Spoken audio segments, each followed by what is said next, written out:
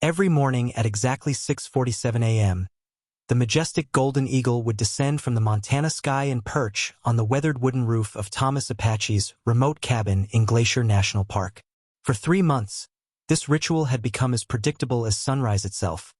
Yet Thomas couldn't shake the feeling that something profound was unfolding before his eyes. The eagle, a magnificent female with a wingspan that seemed to touch the heavens, would position herself at the exact same spot on his roof's peak, her piercing amber eyes fixed on something beyond the dense pine forest that surrounded his property. Thomas had initially dismissed it as coincidental behavior. Perhaps the bird had claimed his roof as a territorial marker or hunting perch. But as weeks turned into months, he began to notice the intensity in her gaze, the way her head would tilt slightly to the left, and how she would remain completely motionless for exactly 17 minutes before spreading her powerful wings and disappearing into the wilderness. Thomas Apache, a retired park ranger who had spent 43 years studying wildlife behavior in these mountains, had never encountered anything quite like this. His weathered hands would grip his morning coffee mug a little tighter each day as he watched from his kitchen window, feeling an inexplicable connection to this mysterious visitor. The eagle's behavior defied everything he knew about these solitary creatures, and deep in his gut, Thomas sensed that this bird was trying to communicate something urgent, something that would change everything he thought he knew about the wilderness he called home. The morning fog would part like a curtain as the eagle maintained her vigil, and Thomas found himself abandoning his usual routine of checking weather reports and planning his daily hikes. Instead, he would stand transfixed at his window, studying every detail of the bird's posture and behavior. Her talons gripped the cedar shingles with such precision that she never left a mark, and her feathers caught the early morning light in a way that made her appear almost ethereal against the backdrop of towering Douglas firs. Thomas had named her Sierra, after the mountain range where he'd first learned to love these magnificent creatures as a young man working alongside his mentor, Old Pete Whitehorse. The name seemed fitting for a bird that carried herself with such regal bearing, and Thomas found himself speaking to her through the glass each morning, sharing his observations and theories about her mysterious behavior. Sierra's gaze never wavered from whatever held her attention in the distance, and Thomas began to map out sight lines from his roof, trying to determine exactly where she was looking. Using his old surveying equipment and topographical maps that covered every inch of the surrounding wilderness, he calculated that Sierra's focus pointed toward a remote section of the park known as Devil's Backbone Ridge, a treacherous area of jagged rock formations and deep crevasses that even experienced hikers avoided. The ridge had earned its ominous name from early settlers who claimed strange lights and sounds emanated from the area during certain weather conditions, though Thomas had always attributed such stories to overactive imaginations and atmospheric phenomena. As autumn painted the Montana landscape in brilliant shades of gold and crimson, Sierra's daily visits took on an added urgency that Thomas couldn't ignore. Her calls, which had been occasional soft chirps, became more frequent and seemed almost pleading in their tone.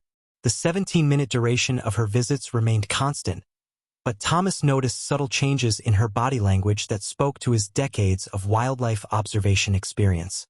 Her head movements became more pronounced, and occasionally she would look directly at him through the kitchen window, as if trying to convey a message that transcended the barrier between human and animal communication. Thomas found himself researching eagle behavior patterns late into the night, poring over scientific journals and consulting with former colleagues from the National Park Service. Dr. Margaret Clearwater, an ornithologist from the University of Montana who had studied raptors for over 30 years, was particularly intrigued by Thomas's detailed observations. She explained that such consistent behavioral patterns in wild eagles were extremely rare and suggested that Sierra might be responding to environmental changes that humans couldn't detect, such as underground seismic activity or electromagnetic field variations. However, even Dr. Clearwater admitted that the precision and duration of Sierra's visits were unlike anything documented in scientific literature, leaving Thomas with more questions than answers about his enigmatic visitor. The first snowfall of the season arrived earlier than usual, blanketing the landscape in pristine white that made the dark pine forests appear almost black against the brilliant backdrop. Thomas expected Sierra's visits might become less frequent as winter approached and food sources became scarce, but instead, her behavior intensified dramatically. She began arriving earlier each morning, sometimes before dawn, and her calls grew more insistent, echoing across the valley with an urgency that made Thomas's chest tighten with inexplicable anxiety. On the morning of October 15th, as heavy snow continued to fall, Thomas made a decision that would alter the course of his carefully ordered retirement. He had spent sleepless nights analyzing topographical maps, weather patterns, and historical records of the area, and every piece of evidence pointed toward Devil's Backbone Ridge as the focal point of Sierra's unwavering attention. Thomas gathered his winter hiking gear, checking and double-checking his emergency supplies, GPS devices, and communication equipment. His decision to investigate was driven by an intuition that had served him well during his ranger days, a gut feeling that Sierra was trying to guide him toward something significant. The weather forecast called for a brief clearing before the next storm system arrived, giving him a narrow window of opportunity to explore the remote ridge that had captured Sierra's attention for months. As he prepared his backpack with methodical precision, Thomas couldn't shake the feeling that he was about to discover something that would challenge everything he believed about the natural world. The hike to Devil's Backbone Ridge proved more treacherous than Thomas had anticipated, despite his extensive knowledge of the terrain and decades of experience navigating challenging mountain conditions. Fresh snow concealed familiar landmarks, and what should have been a 6-hour trek stretched into nearly 8 hours of grueling ascent through increasingly difficult terrain. His breath formed crystalline clouds in the thin mountain air as he followed animal trails and old mining paths that hadn't been maintained for decades. Sierra appeared twice during his journey, circling overhead with calls that seemed to encourage his progress, and Thomas felt a strange sense of companionship with the magnificent bird who had become such an integral part of his daily routine. The ridge itself was a geological marvel of twisted rock formations and narrow passages that required careful navigation even for someone of Thomas's experience and physical condition. Ancient granite spires thrust skyward like the backbone of some primordial creature, creating shadows and wind patterns that gave the area an otherworldly atmosphere. As Thomas climbed higher, he noticed unusual mineral deposits in the rock faces, metallic veins that caught the afternoon sunlight and seemed to pulse with an inner luminescence. His geological training from his early ranger days helped him identify various mineral compositions, but these particular formations didn't match anything in his considerable experience or reference materials. The discovery that would forever change Thomas's understanding of his mountain home came just as the afternoon sun began to cast long shadows across the ridge's jagged landscape. Following Sierra's apparent flight path and his careful calculations from months of observation, Thomas found himself standing at the edge of a natural amphitheater formed by towering rock walls that created perfect acoustics and an almost cathedral-like atmosphere. In the center of this hidden sanctuary, partially concealed by centuries of accumulated debris and vegetation, lay the unmistakable remains of what appeared to be an aircraft unlike anything Thomas had ever seen. The craft's design defied conventional aerodynamics, with smooth, organic curves that seemed to flow like liquid metal despite being obviously solid. Its surface, though dulled by exposure to decades of mountain weather, still held an iridescent quality that shifted colors as Thomas moved around the wreckage. The size of the craft suggested it could have carried perhaps 3 or 4 occupants, and Thomas's hands trembled as he approached what appeared to be an entry hatch that had been partially torn open, presumably during whatever catastrophic event had brought the mysterious aircraft to rest in this remote location. His first instinct was to contact the authorities, but his satellite phone showed no signal in the deep canyon, leaving him alone with his extraordinary discovery and 1,000 questions racing through his mind. As Thomas examined the wreckage more closely, he realized that traditional explanations for the craft's origin seemed increasingly inadequate to account for what he was witnessing. The metal composition appeared to be unlike any alloy he had encountered, and despite obvious impact damage, the overall structural integrity suggested materials and construction techniques far beyond conventional aircraft manufacturing. Strange symbols were etched along what appeared to be the craft's hull, resembling no written language or marking system in Thomas's considerable knowledge base. The symbols seemed to shimmer with their own internal light, creating patterns that hurt his eyes when he looked directly at them for extended periods. Inside the partially opened craft, Thomas discovered what appeared to be a control area with surfaces that defied easy description, featuring what looked like crystalline interfaces and organic-looking components that blurred the line between technology and biology. Personal effects were scattered throughout the interior, including items that appeared to be clothing made from materials with an almost silk-like quality, and tools or instruments whose purpose remained completely mysterious. Most disturbing of all were the remains of what appeared to be 3 humanoid figures, their bodies preserved by the mountain's cold, dry conditions in a state that allowed Thomas to see that while generally human in appearance, their proportions and certain anatomical features were subtly but definitively different from any human population he had ever encountered. The implications of Thomas's discovery created a cognitive dissonance that challenged his scientific training and lifelong commitment to rational explanations for natural phenomena. As a career park ranger and amateur naturalist, he had always prided himself on his ability to explain unusual occurrences through careful observation and scientific methodology. However, the evidence before him suggested possibilities that extended far beyond conventional understanding of human history and technological development. The craft's apparent age, based on the growth patterns of vegetation and mineral deposits around the wreckage, suggested it had been there for at least several decades, possibly much longer. This timeline raised profound questions about the nature of the occupants and their origins, questions that Thomas realized were far beyond his expertise to answer definitively. As afternoon shadows lengthened across the hidden canyon, Thomas documented everything he could with his digital camera, taking hundreds of photographs from every conceivable angle while fighting against the failing light and his own trembling hands.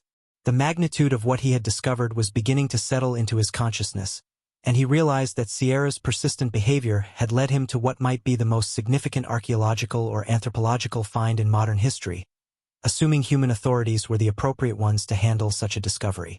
The journey back to his cabin proved even more challenging than the ascent, as Thomas struggled with both the physical demands of navigating treacherous terrain in failing light and the psychological weight of his extraordinary discovery. His mind raced with questions about Sierra's connection to the crash site and how a wild eagle could have possessed knowledge of something hidden so completely from human awareness. During his descent, Sierra appeared multiple times, her flight patterns seeming almost celebratory, as if she approved of his investigation and was pleased that he had finally understood her urgent message. Thomas began to wonder if Sierra's species possessed sensory abilities that allowed them to detect things beyond human perception, or if there was something more profound at work in her behavior that challenged conventional understanding of animal consciousness and communication. The possibility that Sierra might somehow be connected to the beings in the crashed craft seemed absurd by conventional scientific standards. Yet Thomas couldn't dismiss the extraordinary timing and specificity of her behavior over the past months. As he finally reached familiar territory near his cabin, Thomas realized that his discovery had placed him in an unprecedented situation that would require careful consideration of how to proceed. The potential implications of revealing the crash site to authorities were staggering, but keeping such a discovery secret seemed equally problematic from both ethical and practical standpoints. Back in the warmth and safety of his cabin, Thomas spread his photographs across his dining room table and began to process the full magnitude of what he had experienced. Each image revealed new details that had escaped his notice during the emotional intensity of the actual discovery, and he found himself studying the strange symbols and technological features with growing fascination and concern. The beings in the craft appeared to have died from impact-related injuries rather than any form of decomposition or disease, suggesting that whatever brought their aircraft down had been sudden and catastrophic. Their clothing and personal effects showed signs of advanced manufacturing techniques, with fabrics that maintained their integrity despite decades of exposure to mountain conditions. Most intriguing were several small devices found near the bodies, objects that resembled nothing in Thomas's experience but appeared to be tools or instruments of some kind. The devices were surprisingly light and featured the same crystalline interfaces found in the craft's control areas, suggesting a technology that integrated organic and inorganic components in ways that challenged conventional understanding of manufacturing and design principles. Thomas realized that proper analysis of these materials would require expertise far beyond his own capabilities, involving specialists in metallurgy, archaeology, linguistics, and possibly fields of study that didn't yet exist in conventional academic institutions. Sierra's behavior in the days following Thomas's discovery took on new significance as he began to understand the depth of her connection to the crash site. She continued her morning visits, but her demeanor had changed noticeably, becoming more relaxed and less urgent, as if her mission had been accomplished successfully. Thomas found himself speaking to her more frequently, sharing his thoughts about the discovery and his uncertainty about how to proceed with information that could revolutionize human understanding of history and our place in the universe. The bird seemed to listen intently to his monologues, occasionally tilting her head in ways that suggested comprehension beyond normal animal behavior. Thomas began researching historical accounts of unusual animal behavior in the region, discovering several Native American legends that spoke of eagles as messengers between different worlds and keepers of ancient secrets. The Blackfeet and Crow tribes that had historically inhabited the area had stories about sky people who had come to Earth in flying vessels, and some of these accounts contained details that seemed remarkably consistent with what Thomas had discovered at Devil's Backbone Ridge. Elder Joseph Running Bear, whom Thomas had known for many years through his work in the park, confirmed that tribal oral history included references to a great falling star that had brought visitors from beyond the mountains, though he emphasized that such stories were sacred and not typically shared with outsiders. The weight of his secret began to affect Thomas's daily routine and mental state as weeks passed without a clear decision about how to handle his discovery. Sleep became elusive as his mind wrestled with the implications of revealing information that could trigger massive government investigation, media attention, and potential disruption of the wilderness area he had devoted his life to protecting. Yet keeping the discovery secret felt like a betrayal of scientific principles and potentially denied humanity access to knowledge that could be transformative for human understanding of history and technology. Thomas consulted discreetly with several trusted colleagues from his ranger days, carefully framing hypothetical questions about protocols for handling unusual archaeological discoveries. The responses he received emphasized the importance of involving federal authorities immediately, but Thomas sensed that conventional bureaucratic procedures were inadequate for dealing with something of this magnitude and potential sensitivity. Dr. Clearwater continued to express interest in Sierra's behavior patterns and offered to conduct formal observational studies of the eagle's activities. But Thomas realized that such research might inadvertently lead others to the crash site before he had decided how to proceed with his discovery. Winter's arrival brought new challenges and perspectives to Thomas's situation as heavy snows made the crash site completely inaccessible until spring thaw. This enforced waiting period allowed him time to research similar discoveries throughout history and to better understand the potential consequences of various courses of action. His reading revealed that unusual archaeological finds were often suppressed or disappeared into government research facilities, never to be seen by the public or scientific community again.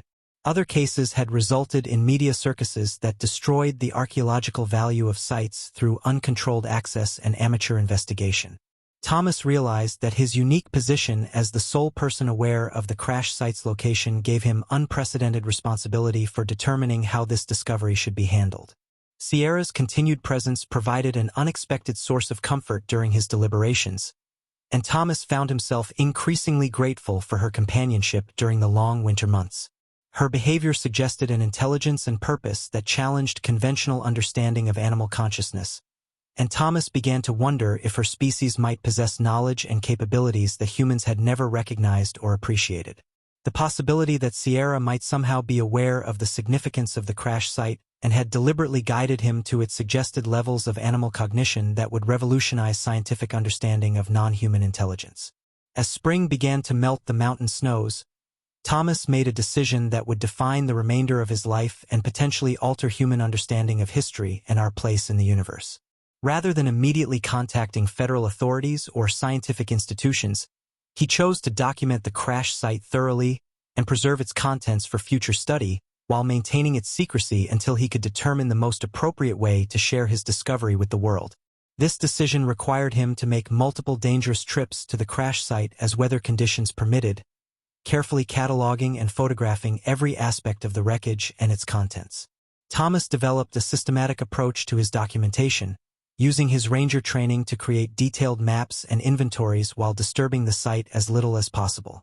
Each visit revealed new details about the craft's construction and the lives of its occupants, building a comprehensive picture of beings whose technology and culture appeared to be both advanced and strangely organic in nature. Sierra accompanied him on several of these journeys, her presence serving as both companion and guide through the treacherous terrain. The eagle's knowledge of weather patterns and safe routes proved invaluable, and Thomas began to suspect that her assistance was more than coincidental. The artifacts Thomas recovered from the crash site during his careful documentation process provided tantalizing glimpses into a civilization whose approach to technology and daily life differed dramatically from human development patterns. Personal items included what appeared to be books or records made from materials that resembled neither paper nor electronic devices, featuring the same mysterious symbols found throughout the craft. These documents had survived decades of mountain weather without any visible deterioration, suggesting preservation techniques far beyond current human capabilities. Tools found near the bodies appeared to be multifunctional devices that combined what humans would consider separate technologies into single, elegant instruments. The craftsmanship evident in every artifact suggested a culture that prioritized durability, efficiency, and aesthetic beauty in ways that challenged human assumptions about the relationship between function and form. Thomas's background in anthropology, gained during his university studies before joining the Park Service, helped him recognize patterns in the artifacts that suggested social structures and cultural values, though definitive interpretation would require expertise in fields that might not exist in conventional academic disciplines. Most intriguing were several small spherical objects that appeared to contain swirling patterns of light or energy, devices that Thomas didn't dare attempt to activate, but which seemed to represent technology based on principles completely unknown to human science. Thomas's relationship with Sierra deepened throughout the documentation process, as the eagle demonstrated behaviors that consistently challenged his understanding of animal intelligence and awareness. She seemed to approve of his careful approach to preserving the crash site, often perching nearby during his work and appearing to watch his activities with keen interest. On several occasions, Sierra guided Thomas to areas of the wreckage that he might have overlooked, leading him to discoveries that proved significant for understanding the craft's construction and purpose. Her ability to navigate the treacherous terrain around Devil's Backbone Ridge was extraordinary even for a bird of her species, suggesting intimate knowledge of the area that went beyond normal hunting territory familiarity. Thomas began to document Sierra's behavior as carefully as he recorded details of the crash site, recognizing that her connection to the discovery might be as significant as the wreckage itself. The possibility that Sierra represented some form of non-human intelligence or served as a guardian for the crash site seemed increasingly plausible as Thomas observed behaviors that defied conventional explanations of animal cognition and motivation. Her consistent presence and apparent understanding of his mission suggested a level of consciousness and purpose that challenged fundamental assumptions about the nature of intelligence and communication between species. After months of careful documentation and study, Thomas reached a conclusion that would have seemed impossible when Sierra first began her mysterious morning visits to his cabin roof. The evidence suggested that the crash site contained not just an unusual aircraft and its occupants, but potential proof that Earth had been visited by intelligent beings whose technology and culture represented evolutionary paths completely different from human development. The implications of this discovery extended far beyond archaeology or anthropology, potentially revolutionizing human understanding of history, technology, and our place in the universe. Thomas realized that his responsibility extended beyond simple scientific discovery to considerations of how such information might affect human society, international relations, and fundamental religious and philosophical beliefs about human uniqueness and cosmic significance. Sierra's role in guiding him to this discovery suggested that the boundary between human and animal consciousness might be far more complex than previously understood, opening possibilities for interspecies communication and cooperation that could transform human relationships with the natural world. As Thomas prepared to share his discovery with the world, he knew that Sierra had given him far more than just the location of a crash site. She had provided him with a new understanding of intelligence, consciousness, and the interconnectedness of all life on Earth that would guide his decisions about how to proceed with information that could change everything humans thought they knew about their world and their place within it.